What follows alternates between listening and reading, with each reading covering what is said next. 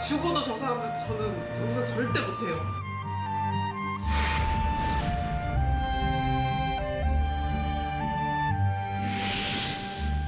단가 우려치기 당하고 망할 때 되면은 감옥 갈래? 내놓고 나갈래? 공정이란 대표자라! 대표자라! 책임져라! 책임져라! 1차는 3년, 2차는 2년, 3년 내에 대한민국 자동차 부품업계는 거덜난다. 어느 중소기업 사장의 죽음을 통해 드러난 진실. 누가 제조업 중소기업들을 벼랑 끝으로 내모는 것일까?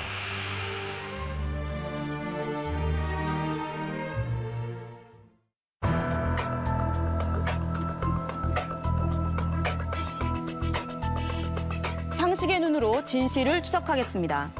안녕하십니까. 추정 60분 최지원입니다. 대법원에 따르면 올해 상반기에만 836곳의 기업들이 도산을 신청했다고 합니다. 이런 추세라면 올해 도산 기업 수는 역대 최대치를 기록할 것이라는 우려도 나오고 있는데요. 도산 기업 중 절대 다수는 경기에 민감한 중소기업들입니다. 그리고 이들 대부분은 어느 대기업의 협력업체들이기도 합니다. 그들에게 지금 무슨 일이 벌어지고 있는 걸까요? 새롭게 바뀐 추정 60분 첫 기획, 2018 대한민국 갑질단옥사 2부작 그 두 번째 추적을 시작합니다. 지난 7월 경기도 평택의 한 추모공원. 삼남매의 아버지이자 중소기업 대표인 남창식 씨의 49제가 있었습니다. 15년 동안 자동차 부품 공장을 운영했던 남창식 씨.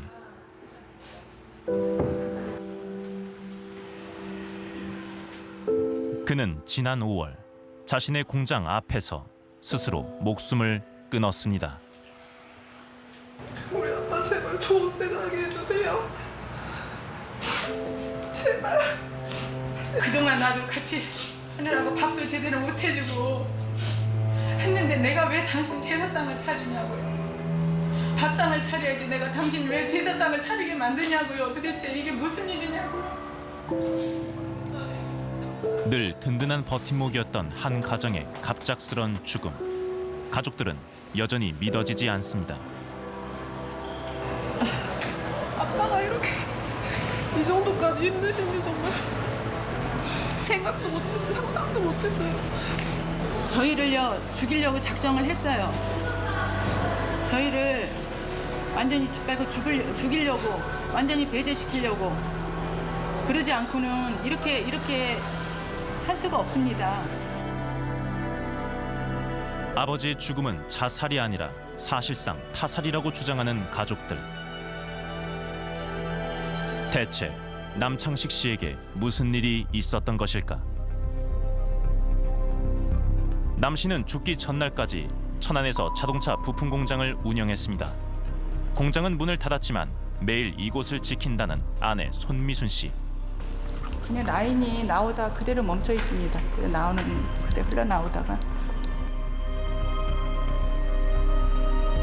마치 시간이 멈춘 듯한 공장. 쉼없이 돌아가던 생산 라인조차 남 씨가 죽던 그날에 멈추어 버렸습니다. 남 씨는 이곳에서 15년 동안 단 하루도 쉬지 않고 자동차 부품을 만들었다고 합니다. 이쪽 기계로 하면은 이게 지금 하나 금형이고요. 이게 이제 상형, 하형이라고 하는데 여기다가 이제 철판을 올려놓고 찍으면 제품이 나오고 있는 거예요. 이게 딱 내려와서 딱 지켜요. 이런 모양이 나오는. 이런 형상이 나오는 거예요. 이게 자동차 어디 쓰이는 제품이에요? 여기 차체요. 이게 안전벨트 쪽에 들어가는 제품이에요. 남창식 씨의 회사는 소나타 등의 차체 부품을 만들어 1차 협력사에 납품하는 현대자동차의 2차 협력사였습니다.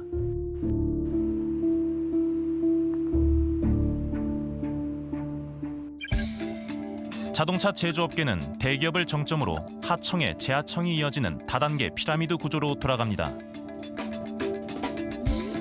하도급 계약을 맺게 되면 1차 협력사는 2차 협력사에게 금형을 주고 제품을 생산하게 합니다. 그런데 이 과정에서 생산성 향상에 따른 단가 인하가 이루어집니다. 문제는 그 단가 인하 폭을 원청이 일방적으로 결정한다는 겁니다. 때론 생산 원가가 제품 단가를 넘어서는 경우까지 있다고 합니다.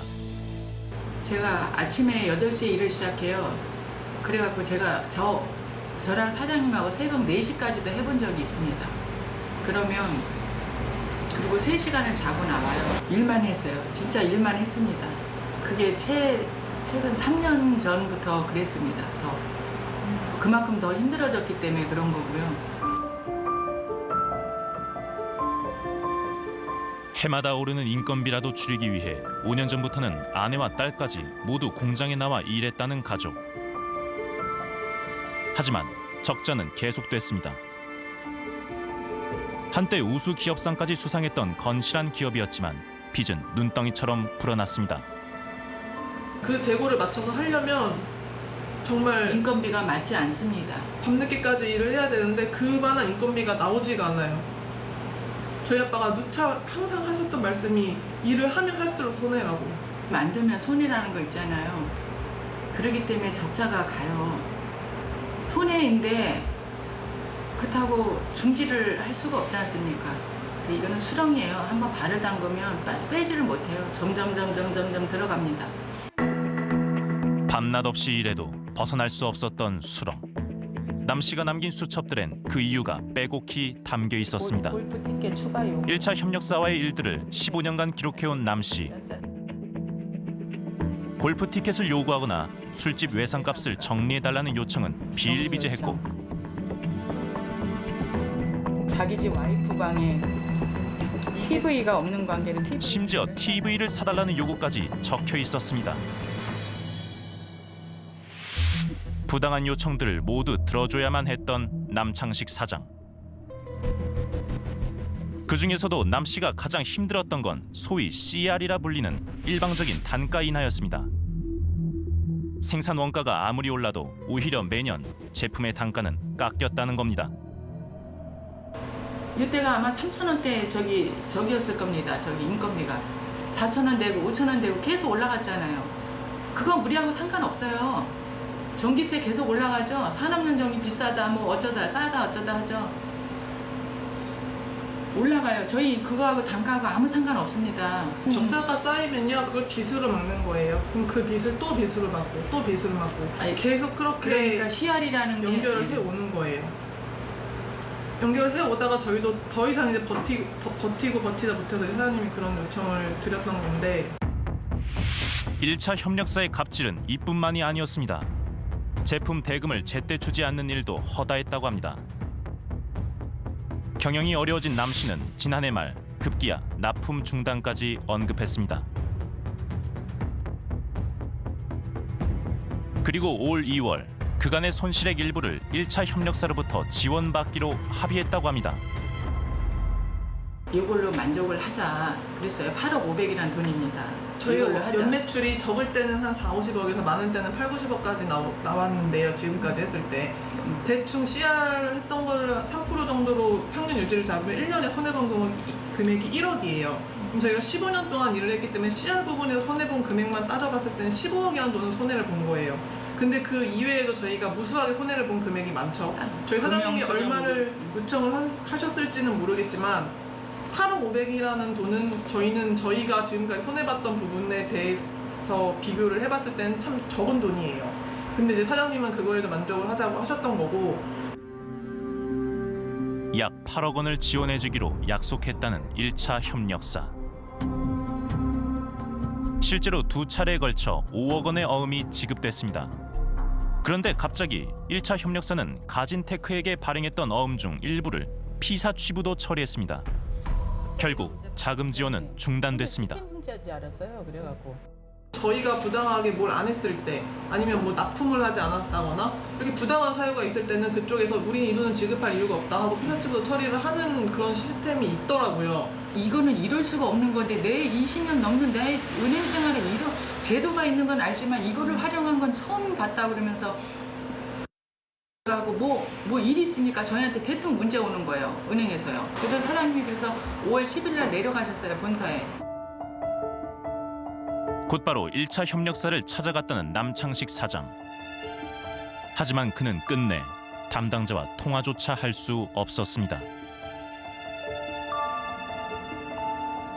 회사는 부도 위기에 처했지만 남 씨는 생산을 멈추지 않았다고 합니다. 약속한 납기를 맞추기 위해 마지막 순간까지 일손을 놓지 못했던 겁니다.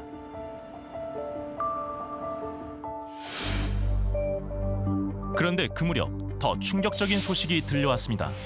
다른 회사에서 똑같은 부품을 만들고 있다는 것.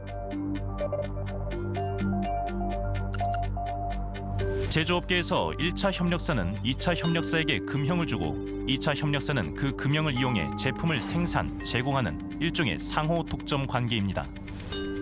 그런데 1차 협력사가 같은 금형을 만들어 다른 업체에 생산을 맡긴다는 것은 사실상 기존 업체와의 거래 종료를 의미합니다.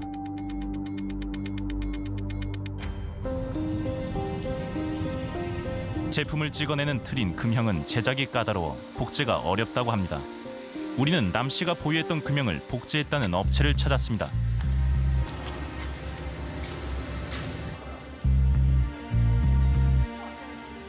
어찌된 일인지 공장은 운영을 멈춘 상태. 수소문 끝에 우리는 어렵게 공장 대표를 만날 수 있었습니다. 그는 처음 금형 제작 주문이 들어왔을 때부터 뭔가 석연치 않았다고 이야기합니다. 개발 기간도 엄청 없다 그러고 모델링 자료도 명확하지가 않고 뭐 어떤 거는 현재 생산되고 있는 철판 물건을 들고 와가지고 이거랑 똑같이 하면 된다고 하고 저희도 의아하니까 물어봤어요. 왜 이러냐. 현지 공급 수요가 생겨서 거기다가 현지 생산을 하기 위해서 국내에 있는 금형과 똑같은 쌍둥이 금형을 만들어서 급하게 수출을 해야 되니까 해외 생산을 이유로 급히 금형 복제를 요구했다는 1차 협력사. 남 씨의 죽음 이후에야 사실을 알게 된 그는 충격에 빠졌다고 합니다. 새로 만들어가지고 안 하려고 해서 3개월 동안 작전을 펴가지고 했다는 거는 그러고 나서 했다는 거는 이건 뭐 거의 이 사람을 죽이겠다는 거랑 똑같은 이야기인데 그런데 사용한다고 했으면 저희도 뭐 물론 돈 버는 것도 좋지만 상도가 있고 다 있는데 개발 안 했을 거라 이거죠.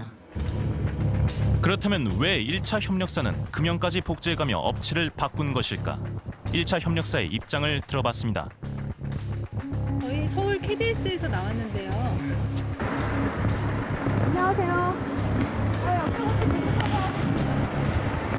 아니 저희는 왜 가진테크에 준 어음을 피사치 부도를 냈는지 하고 비슷한 내용일 것 같은데 금형을 왜 따로 제작했는지 하고 이유가 있으실 것 같은데. 저희도 그쪽에서 작년부터 해서 물건 안 주겠다, 납품 안 하겠다, 뭐 계속 그런 상황이 있었어요. 실제로 납품을 안 한 적이 있었나요? 거의 공급 끊기 일보 직전까지 막 하고 그런. 공급이 끊긴 적은 없고. 그것까지 제가 모르겠어요. 남 씨가 제때 납품하지 못할까봐 금형을 복제했다는 것. 그렇다면 어음을 갑자기 부도 처리한 이유는 무엇일까? 우리는 그 손실 보전 지원 이렇게 요청을 하는데 우리 저기 회사가 거래업체하고 이렇게 하면서 그냥 주고 이러는 건 없어요. 주고 하죠. 우리도 자동차에 우리도 어려움이 마찬가지고 우리도 돈이 없으니까 자동차에 요청하면 자금 지원 받았던 게 뉴스에 나오는 게 뭐 몇십을 준 게 아니고요. 그걸 상환해야 돼요. 연도별로. 즉 약속했던 금액은 손해보상액이 아니라 빌려준 돈이라는 것. 남 씨가 이후 상환 계획을 밝히지 않아 부도 처리했다는 겁니다. 어렵게 회사를 이끌어왔던 남창식 사장. 더 이상은 버틸 수 없었습니다. 진짜 저도 마찬가지고 저 사장님도 그렇고 금융 이혼하고 난 뒤부터는 진짜 밥이 넘어갑니까? 물도 안 넘어가고요. 저희 사장님 멘붕이 와서 이 자리에서 꼼짝 그 태산까지 큰 사람이 항상 공정하고 뭐 하면은 어떤 방책이 있어야 한 사람이 멘붕이 와고 꼼짝하고 움직이지도 않으세요. 4시간째 어쩔 때는 한나절을 문 닫고 계세요. 그럼 제가 뭐 혹시 잘못됐나 제가 문 열고 와서 돌아봅니다. 그래서 화까지 냈어요. 좀 밖에 좀 돌아보라고. 어려운 여건 속에서도 건강한 기업을 꿈꿨다는 남 씨. 꿈이 사라진 자리엔 유서 3장만이 남았습니다. 할 수 없어요. 지난 17일 유가족들은 오랜 싸움 끝에 1차 협력사와 합의했다고 전해왔습니다. 하지만 제조업계엔 여전히 또 다른 남창식 사장들이 있습니다. 을들의 눈물은 지금도 계속되고 있습니다.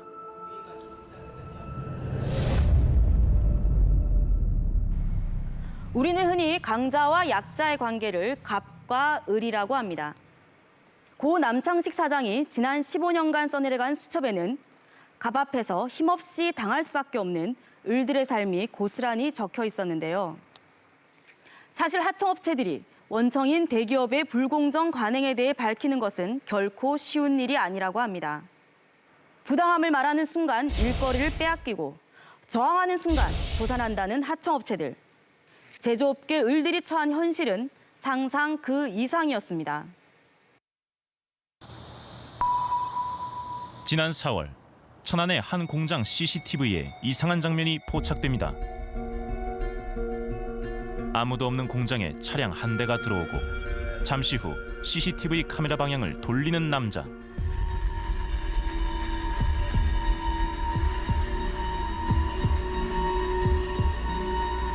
이윽고 돌려진 화면 사이로 분주한 움직임이 포착됩니다. 직원들이 모두 퇴근한 후 들어와 장비와 제품들을 빼가는 수많은 사람들. 이들은 대체 누구일까? 이 장비 같은 경우는 고객사 장비예요. 얘네들이 그날 와가지고 빼가다가 제 동생이 딱 오니까 하던 거 다 내려놓고 그냥 막 도망갔거든요. 그때 그냥 미처 못 가져가고 그냥 방치해놓고. 그날 밤 공장에 들어온 이들은 놀랍게도 1차 협력사 직원들이었습니다. 이들이 가져간 것은 제품과 장비뿐만이 아니었습니다. 이쪽은 이제 프레스 장비에 제품을 생산하려면 틀이 되는 그 금형이란 게 있거든요. 그거를 이제 보관하는 장소고요. 빡 차서 저희가 열심히 생산 활동을 하고 있었던 건데 제조업체의 생명줄인 금형을 1차 협력사가 모두 가져갔다는 것. 결국 생산은 중단됐습니다. 자동차 부품 공장을 운영하며 한때는 170억 원의 매출을 올리기도 했다는 주민국 사장. 하지만 그 역시 과도한 단가 인하를 피해가진 못했습니다. 처음 받아서 100개밖에 못 찍었었는데 사람이 숙달되면 한 200개 찍을 수도 있고 한 거지 않습니까? 그런 부분에서 인건비를 살짝 내린다는 거는 이해할 수 있습니다. 근데 지금 이 CR의 문제가 뭐냐면 연 단위로 아이템 받을 때부터 1년에 3%, 2%, 1% 이런 식으로 정해서 약정을 하지 않으면 아이템 수주 자체가 안 됩니다. 하청업체들이 제품을 수주받기 위해선 미리 단가 인하 합의서에 사인해야 한다는 것. 합의서에 따라 매년 1월이 되면 적게는 2%에서 많게는 6%까지 제품 단가가 내려갔습니다. 해마다 늘어가는 적자를 더 이상 감당할 수 없었다는 주민국 사장. 결국 주 씨는 공장 경영에서 손을 떼기로 결정합니다. 제가 이거 모든 것들을 어쨌든 책임을 지고 이거를 여기서 저희 종료하자. 우리는 대출금하고 미수금만 다 해결해주면 떠날 테니 이 회사 인수해서 책임져달라. 그렇게 제시를 했고요. 고객사에서는 가격적인 논의가 계속 있었지만 결국에는 20억에 합의를 해서 인수를 하기로 했고요. 1차 협력사가 제품을 가져간 그날은 인수계약 다음 날이었다고 합니다. 당황스러웠지만 이미 계약이 끝난 터라 문제 삼지 않았다는 주 씨. 그런데 일주일 뒤 더 이상한 일이 벌어집니다. 1차 협력사가 돌연 인수계약 취소를 통보한 겁니다.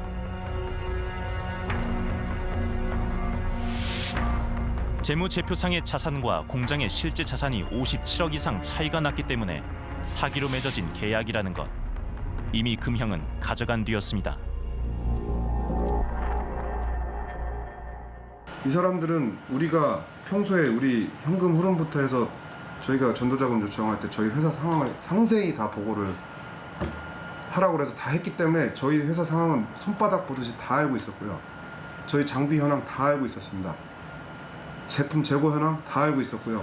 그랬는데 그 계약서 파기 계약서에 뭐가 뭐 해서 사기였고 뭐가 안 되고 이런 꼬투리 잡기 해서 한 게 말도 안 되는 얘기고요. 더 이상 공장을 운영할 수 없었던 주 씨는 1차 협력사와 법정 소송에 들어갔습니다. 소송의 주체가 개인이 아닌 회사이기 때문에 폐업조차 할 수 없는 상황입니다. 폐업도 할 수 없는 게 저희가 지금 파산을 한다든지 법정 판단이라든지 폐업을 하면 고객사랑 소송 자체가 안 됩니다. 소송 주체인 저희가 사라져버리면 신의 성실 원칙에 어긋나서 그쪽에서는 의무를 다할 필요가 없어지는 거예요. 그래서 저희는 폐업도 못하고 휴업도 못하고 아무것도 못하고. 직원들도 하루아침에 실업자가 됐습니다. 금형이 사라지던 그날을 똑똑히 기억한다는 직원들. 접어야지. 접어야지. 그 4시 반에 이제 퇴근하려고 하는데 그 자재부장이 와가지고 지금 봉고차를 보냈으니까 다 타고 가서 견학을 하고 또 뭐 밥을 사준다 그러더라고요. 밤에 사는지 궁금하지 않으셨어요? 몰랐죠. 그 우리는 이제 토요일 날 에서 인수하는 과정이니까 얘들이 토요일 날 일하니까 고생하니까 밥 한 끼 사주나 그렇게 생각했지. 회사 출근을 딱 했는데 텅 빈 거예요. 울었죠. 다 울었죠. 갔는데 진짜 너무 황당해. 2층에서 일하거든요. 폐업하는 공장들이 많아지면서 재취업이 더 힘들어졌다는 직원들. 밀린 월급도 많다고 합니다. 날씨 더우면 지금 퇴직금 같은 거, 월급 같은 것도 하도 안 받는 상태고 언제 주겠다는 약속도 없고 영장하고 다 포함해서 1,800, 1,800. 다 1,000만 원이네. 쉽게 이해가 되지 않는 1차 협력사의 행동들. 그들은 왜 몰래 금형과 제품들을 가져간 것일까? 사실은 회사 인수를 다 하고 나서 그걸 가져가려고 하니까 돈을 입금하고 가져가라 했어요. 그래서 계약금 입금하고 그때부터 합의하에 드러내기 시작했습니다. 이미 인수 계약이 끝났기 때문에 공장의 소유주는 1차 협력사 자신들이라는 겁니다. 그래도 의문은 남습니다. 자신들의 물건을 가져가면서 CCTV 카메라는 왜 돌린 걸까? 그때 직원한테 왜 돌렸냐고 물어보니까 담배 피우고 싶은데 찍고 있으니까 불편해서 돌렸다고 합니다. 1차 협력사는 인수계약 자체가 주 씨의 공갈과 협박에 의한 것이었기 때문에 결국 계약을 취소할 수밖에 없었다고 주장합니다.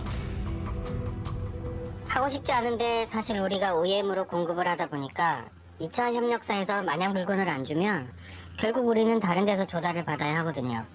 그러니까 좀 힘이 드는 겁니다. 1차 협력사들이 이토록 2차 협력사의 납품을 걱정하는 이유는 현대자동차의 독특한 생산 구조 때문입니다. 재고를 줄이고 생산 효율성을 높이기 위해 이른바 직서열 방식을 도입한 현대자동차. 직서열 방식이란 주문이 들어오는 순간 협력사로부터 부품을 조달받아 순차적으로 조립하는 생산 시스템을 말합니다. 이 방식으로 현대자동차는 재고를 최소화하고 높은 생산성을 유지할 수 있지만 하위 협력사에서 부품이 제때 도착하지 않으면 전체 공정이 멈추게 됩니다. 만약 2차 협력사의 결품으로 1차 협력사가 제품을 원청에 제때 납품하지 못하면 자동차 생산은 정지되고 현대자동차는 1차 협력사에게 엄청난 손해배상금을 청구합니다. 1차 협력사가 경영이 위태로운 2차 협력사로부터 금형을 확보하려는 건 역시 이 엄청난 손해배상금 때문입니다. 협력사들 모두에게 족쇄가 되고 있는 직서열 방식. 경주에서 자동차 부품 공장을 운영했던 손정우 씨 역시 자신이 직서열 방식의 피해자라고 말합니다. 병원에서 밥 한 끼도 안 먹었다니까. 배가 고파. 잠만 자는 거야. 수면제를 계속 준다가. 현대자동차의 1차 협력사에 부품을 납품했던 손 씨.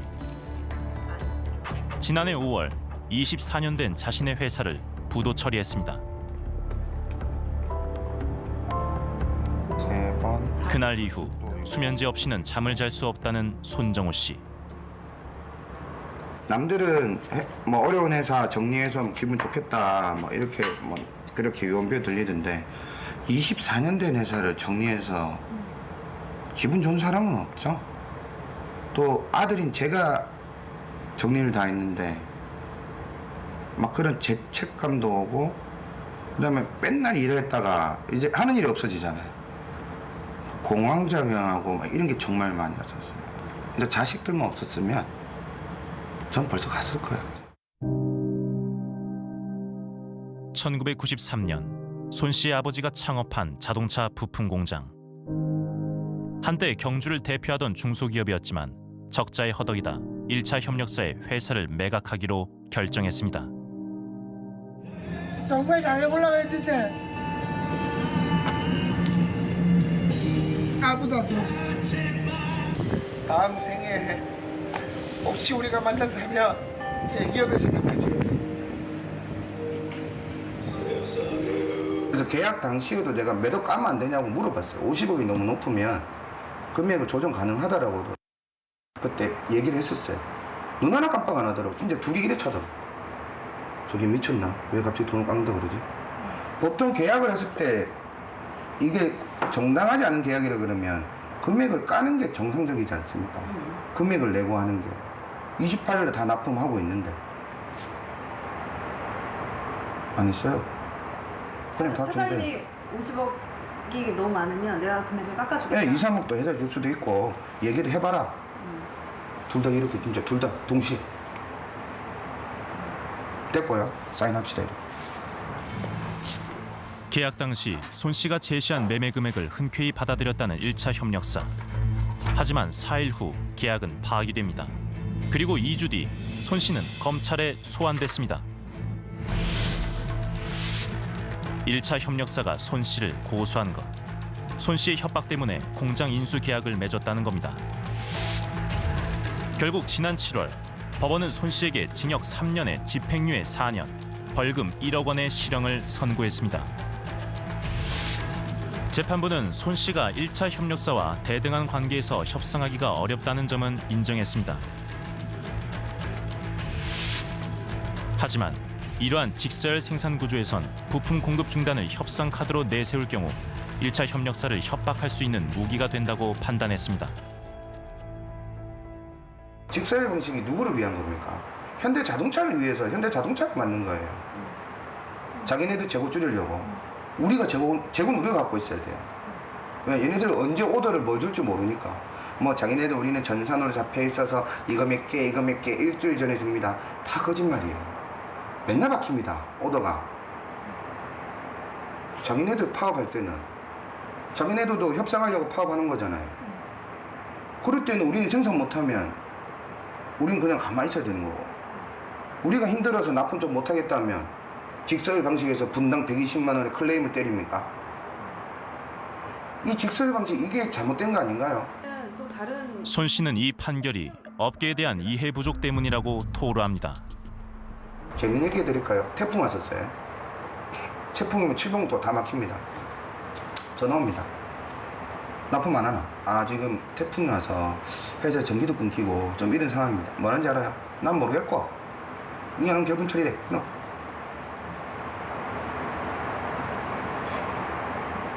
제품 던지는 건 일도 아니고요. 모욕적인 언사는 일도 아닙니다. 좀 재판관님들이 한 일주일 체험만 해봤으면 좋겠어요. 그래도 그런 말 할 수 있는가? 손 씨를 공갈 협박 혐의로 고소한 1차 협력사의 입장은 무엇일까? 제작진의 인터뷰 요청에 1차 협력사는 손 씨의 공급 중단 협박이 공포심을 안겨줬고 아직 재판 중이기 때문에 자세한 인터뷰는 어렵다고 밝혔습니다. 1차 협력사가 공갈 협박 혐의로 2차 협력사를 고소하는 건 비단 손 씨만의 특별한 경우가 아니었습니다.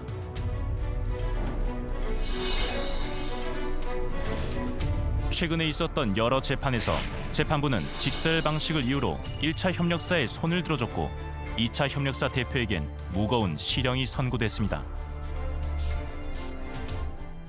패턴화되어 있는 거고 똑같아요. 일단 요구 조건을 들어줘요. 그 명목은 그거예요. 아, 지금 자동차 라인 쓰면 안 된다 이런 식으로 이야기해요. 그렇게 해놓고 돈 주고 며칠 있다 검찰이 압수수색 들어오거나 수사가 들어와요. 공급 중단한다고 하는 이게 자체 협박이라는 거예요. 그러면 공급 중단에 협상 카드가 없으면 다른 협상 카드는 여긴 전혀 없는데? 죽는데? 그건 당연히 할 수밖에 없는 거예요. 2차 협력사들이 얼마나 사회적인 약자인가, 우리 법 시스템에서 얼마나 제대로 대변되지 못하고 보호되지 못하는가라는 걸 저는 보여준다고 생각이 되고요.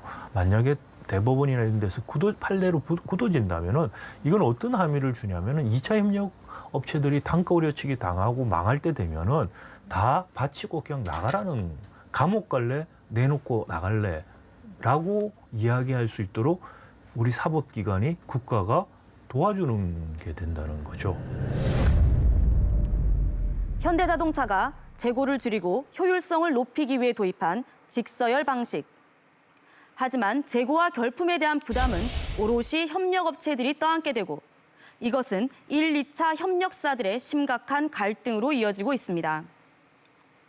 그렇다면 원청인 현대자동차는 협력사들 사이의 이러한 불공정 거래에 대해 어떤 입장일까요? 이 질문에 지난 3일 현대자동차가 서면 답변을 보내왔습니다.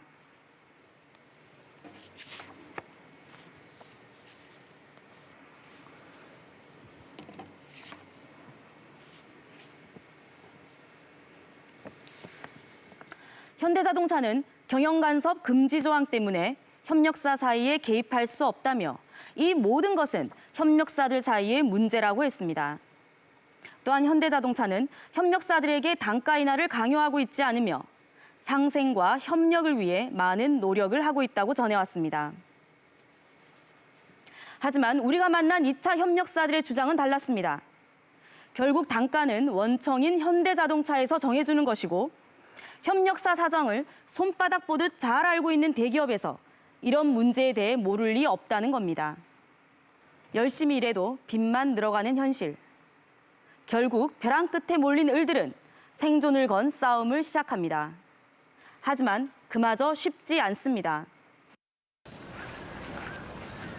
김상영 씨는 우리에게 보여줄 것이 있다고 했습니다. 이건 제가 이제 까빠로 덮어놨는데, 저는 워낙 소중해가 이제 내 분신하고 이제 같은 거기 때문에. 그가 조심스럽게 보여준 것은 다름 아닌 에어컨 한 대였습니다. 2009년 LG전자에서 출시된 이 에어컨에는 김 씨가 8년 동안 개발한 기술이 들어있다고 합니다. 여기 보시면 유리에다가 와인 컬러를 이렇게 입혔습니다. 2009년도에 처음 적용을 시켜서 컬러로 처음으로 LG에 납품한 450만 원짜리 그 제품입니다. 진공 증착을 이용해 유리나 플라스틱에 고급스런 색상을 입히는 기술. 이 와인색 에어컨은 백색 가전이 줄을 이루던 당시 업계에 큰 파란을 일으켰습니다. 예약 주문이 엄청나게 밀려들었는데 폭발적인 인기가 난리가 났습니다. 그 이후로 이제 삼성에서 차주기 시작을 했습니다. 제 회사에. 직원들이 김 씨가 개발한 기술에 큰 관심을 보였다는 삼성전자. 기술 개발팀부터 디자인팀까지 무려 80여 명의 삼성 직원들이 다녀갔다고 합니다. 플라텍 창사 일에 이렇게 많은 삼성 직원들이 온 적이 있어요? 1년에 한 명이 올까 말까지 매일 샘플 해달라고 온단 말입니다. 샘플을 해달라고. 그러면 LG 거 납품하기도 바쁜데 라인을 끊고 삼성 걸 해줘야 돼. 그거 안 해주고 지금 이제 또 생각하면 이게 안 해주면 이 잘못하면 또 개심죄 걸려가지고. 매번 다양한 색상의 샘플을 요구했다는 삼성전자. 삼성과 계약을 할 수도 있다는 기대에 김 씨는 바쁜 와중에도 수많은 샘플을 만들어줬다고 합니다. 예. 이건 삼성 지펠 전자레인지 이 샘플을 자기들 인쇄했는데 이 정착도 수도 없이 많이 해줬거든요. 물결 무늬가 지금 있는 거. 예, 이거는 이제 인쇄가 들어간 데다가 우리가 색깔을 입힌 거죠. 인쇄는 저희가 해요. 물결 무늬 디자인을 개발할 때는 삼성 직원들이 아예 김 씨 공장으로 출근하다시피 했다고 합니다.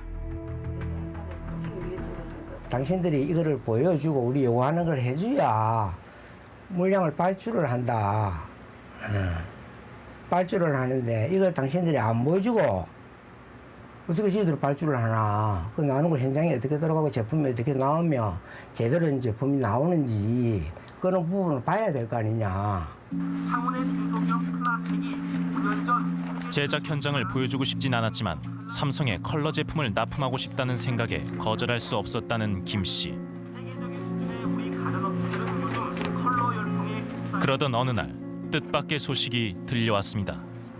그런 이상한 소문이 계속 들리기는 들렸습니다. 경쟁 업체에서 그걸 납품받아서 삼성에서 중국에다가 냉장고 제품을 수출한 거죠. 진공정착. 경쟁 업체가 컬러 코팅한 제품을 삼성이 수출한다는 것. 김 씨는 자신의 기술을 빼간 것이 아닐까 의심스러웠지만 다른 거래가 끊길까 봐 문제 제기를 못했다고 합니다. 하지만 다른 제품의 거래 역시 쉽지 않았습니다. 해마다 단가가 떨어져 적자가 계속된 것. 몇 년간 어려움을 겪다 결국 2016년 초 김 씨는 단가 인상을 요청했습니다. 그러자 삼성은 단가를 올려줬습니다. 높아진 단가에 김 씨는 LG와의 거래까지 끊었지만 다음 달 바로 삼성 제품의 거래 중단을 통보받았습니다. 그리고 이게 무슨 말이냐, 이게 단가까지 올려가 지금 이제 열심히 하려고 그러는데 LG 물량 반납했죠. 그 이제 삼성 해야 되는데 삼성이 저 생산을 하고 있죠. 그 회사가 완전 난리나고 이제 직원들끼리 이제 웅숭웅숭되고 이거는 이미 끝나버린 겁니다, 이미. 김 씨의 주장에 대한 삼성전자의 입장을 들어봤습니다. 먼저 삼성전자는 거래 중단을 비롯한 이 모든 일들이 1, 2차 협력사 사이의 문제 때문이라고 했습니다.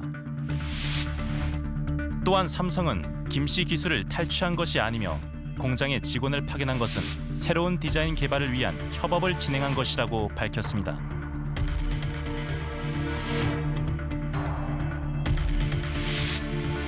삼성전자 제품에 김 씨 기술이 적용됐다는 주장에는 해당 협력사의 고유의 기술이라는 입장입니다.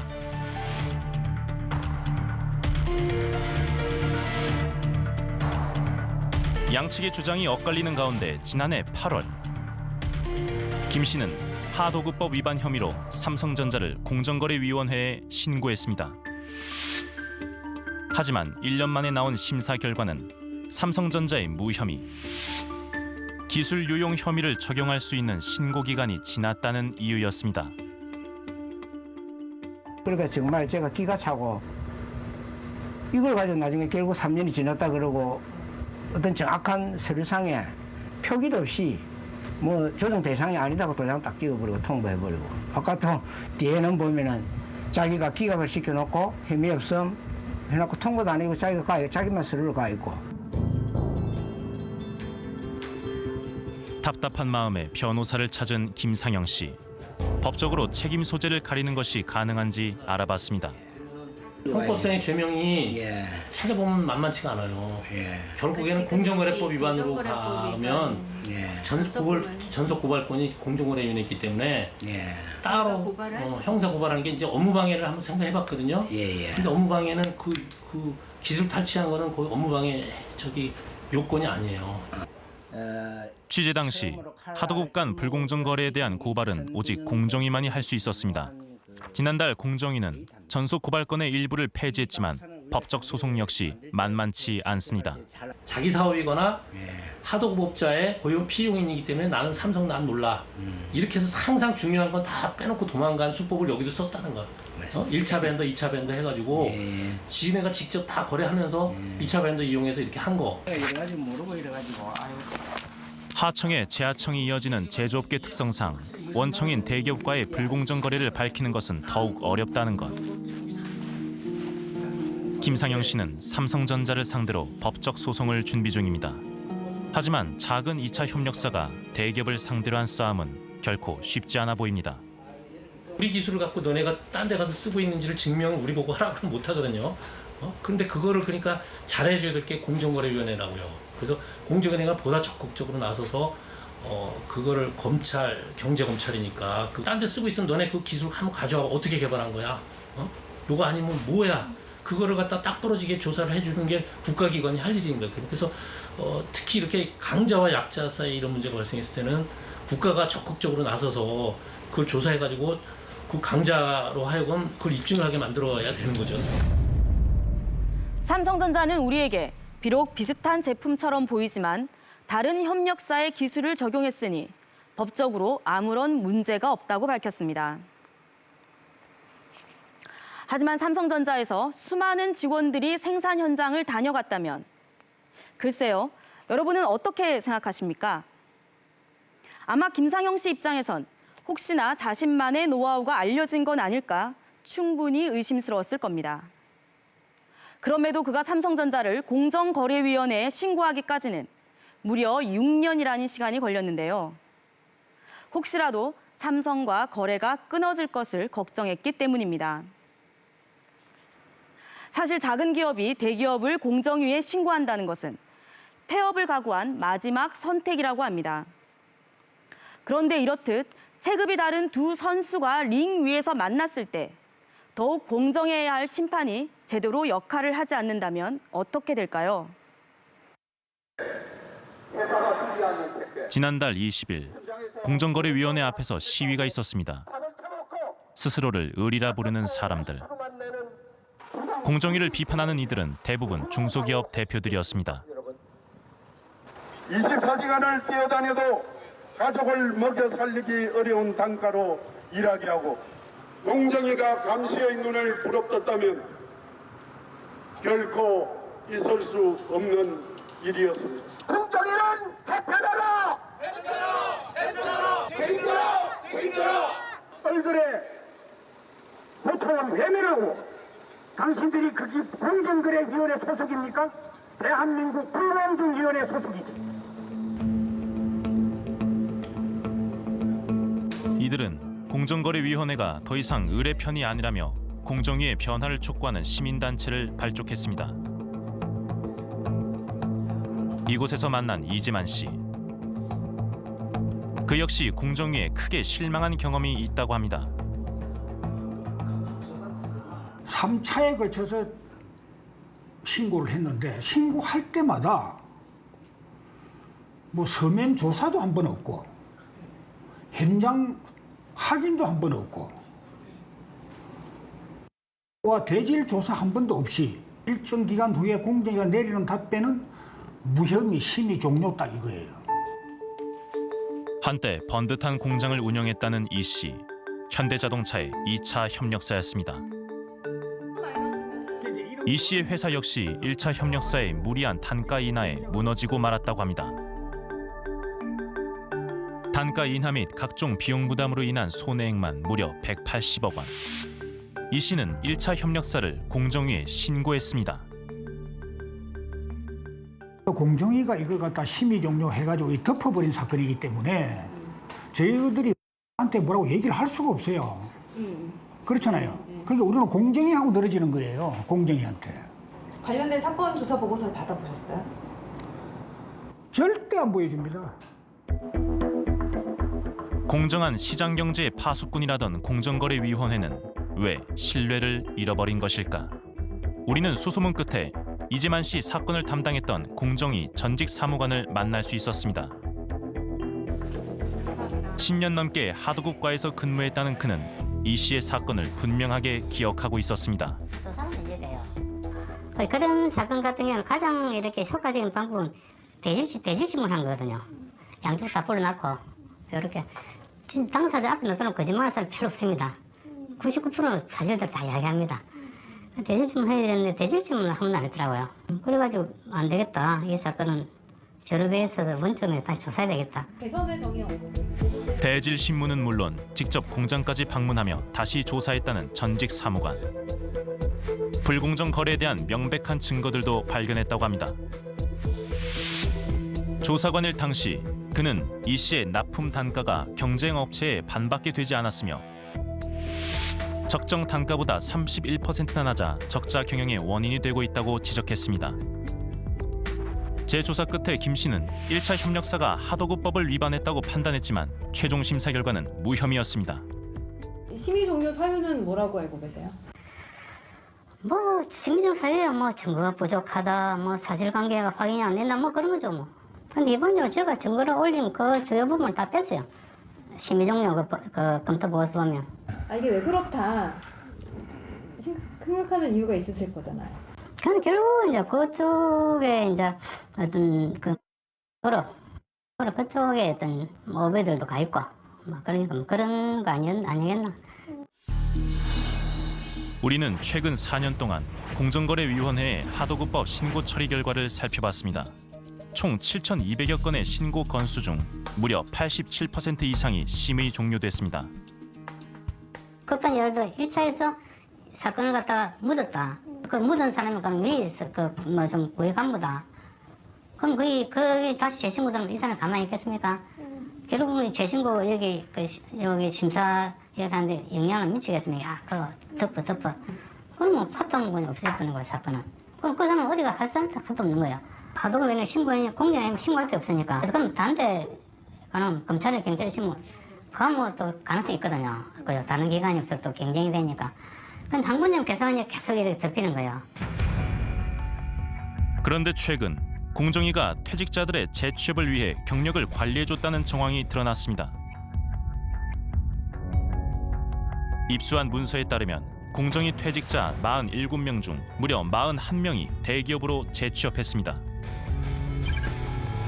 공직자윤리법에 따르면 공직자는 퇴직 전 소속됐던 부서와 관련된 곳에는 취업할 수 없습니다. 때문에 공정위 퇴직 예정자들은 최소 5년 전부터 기업 감시와 상관없는 비경제 부서를 돌며 대기업 취업을 준비한 것으로 밝혀졌습니다. 그리고 퇴직 후 실제로 이들은 대기업이나 대형 로펌의 고문이 되었습니다. 공정위의 문제는 이뿐만이 아니었습니다. 또 다른 문제가 뭐냐면 흔히 말하는 상생우수업체라는 그런 게 있거든요. 매년 초 되면 상생우수업체 해가지고 쭉 이렇게 동반성장위원회와 공정위가 반반해가지고 그걸 선정한다고요. 그럼 그거 되면 직권조사가 면제돼요. 동반성장위원회와 공정거래위원회가 매년 선정하는 동반성장 우수기업. 최우수 및 우수기업으로 선정되면 공정위의 직권조사가 면제되는 혜택이 주어집니다. 덕분에 그동안 삼성전자, 현대자동차 등 수많은 대기업들이 아예 조사조차 받지 않았던 겁니다.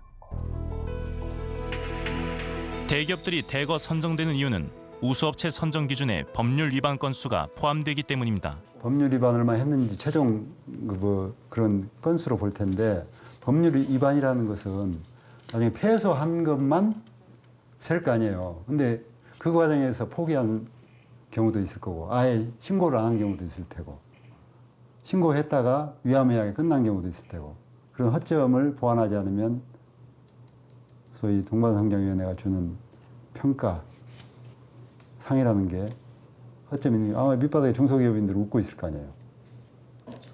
야 우리한테 그렇게 해놓고 네가 상 받아? 조사 면제 받아? 그 과거처럼 직접적인 불공정 행위라든지 불법 행위를 하지 않습니다.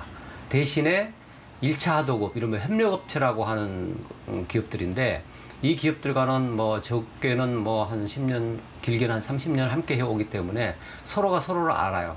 그래서 가령 원사업자 대기업이 이거 좀 어렵다라고 하면 그 1차 하도급 아이들에서 알아서 이렇게 저렇게 행위를 하는 것이죠. 그런데 이러한 다름의 이면에 지난 6일 국회에서 중소협력업체들의 보호를 주제로 공청회가 열렸습니다. 대부분 기업체가 부도를 몰리거나 폐업을 하고 또 가족들이 고통을 당하는 이런 일들이 벌어지고 있는 이런 상황까지 왔나 하는 국회의원으로서 자괴감이 들고요. 공정거래위원회와 대기업에 대한 성토가 이어졌습니다. 기술 탈취를 당했더라는데 단가 오류치기 아까 일어난다고 했습니다. 그 부분을 하도급법에서 소극적으로 대응하는 걸로 저는 충분하지 않다고 생각합니다. 계산서는 대기업이 주는 거지 중소기업이 스스로 만들어서 협상을 하는 게 아닙니다. 결국 여기에서는 임금 격차 앞으로 점점 더 벌어질 겁니다. 고용은 더 줄어들 수밖에 없을 겁니다. 피할 수 없는 갑들의 횡포에 벼랑 끝으로 몰리는 360만 중소기업들. 전문가들은 기울어진 시장 구조 자체를 바꾸지 않는다면 갑질 잔혹사는 결코 끝나지 않을 것이라고 경고합니다. 이 구조를 바꾸지 않고 단가 오려치기 못하도록 행정적으로 어떻게 해보겠다. 불가능하고 일어날 수가 없는 일이에요. 그래서 이런 구조 자체를 바꾸는 정책들이 필요하다는 것이죠. 수요자와 공급자 사이에서의 이 경제적 지위가 비슷해질 수 있도록 구조를 만들어줘서 이 사람들이 협상에서 만들게 한다. 협상에 직접 개입하거나 협상 가격이 뭐가 돼야 된다는 식으로 개입하는 게 아니고 경제적 지위를 비슷하게 만들어주는 구조를 만들어주는 게 사실상 시장 경제에서 말하는 공정 경제의 핵심이에요. 9988. 중소기업의 위상을 이야기할 때 흔히 쓰는 말입니다. 전체 기업 중 99%가 중소기업이고 전체 근로자 중 88%가 중소기업 종사자라는 뜻입니다. 이처럼 중소기업들이야말로 우리 경제의 근간이라고 할 수 있습니다. 최근 공정거래위원회는 하도급법을 개정하고 전속고발권 일부를 폐지하는 등 개혁을 추진하고 있습니다. 하지만 그 속도가 기대에 못 미친다는 지적도 많습니다. 지금 이 순간에도 수많은 중소기업들이 원청과의 불공정 거래로 무너지고 있기 때문입니다. 공정위가 하루라도 빨리 을들의 현실을 제대로 직시해야 하는 이유입니다.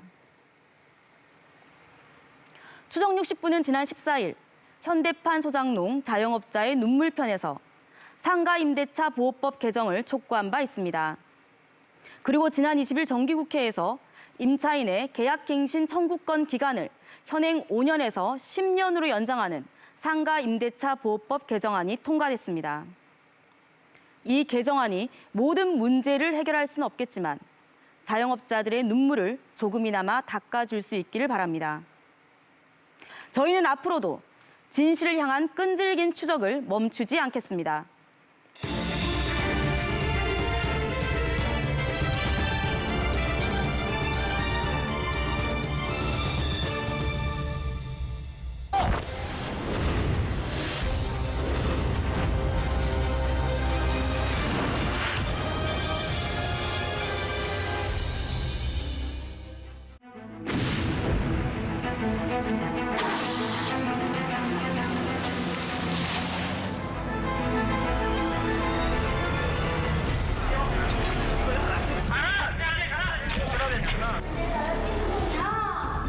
민주주의만